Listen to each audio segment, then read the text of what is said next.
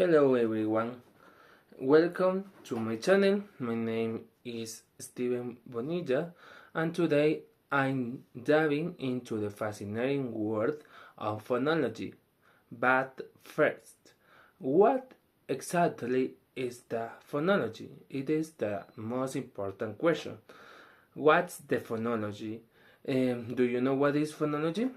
The phonology is the study of the speech sounds. In other words, the building blocks of language. It explores how the sound function in different languages and how that functions contribute to the meaning. The think of it as the music of language. That's right. Now I'm going to talk about what are the fonts. Do you know what are the fonts? So the fonts are the individual speech sounds that we produce. The fonts include consonants, include vowels, and everything in between. For example, when you say cat, you are using three fonts, right? First one we use the first font, the second font are a, and the third font is t. The phonologists analyze three sounds to understand patterns and rules. What is the importance of this phonology?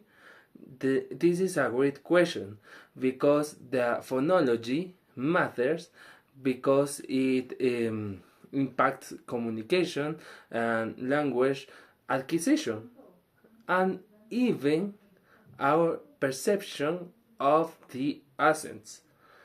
Imagine a word that doesn't exist, a word without phonology, where everyone pronounces words differently.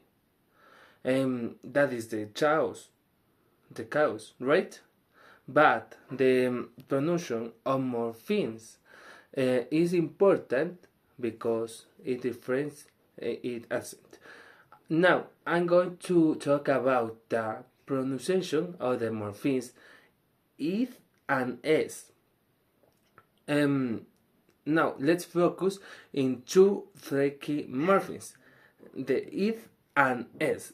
The if is a ending of worked or jumped, can be produced as sound like th or if, and don't get me started on various ways we say s, from cats, or when we are going to talk about dogs, or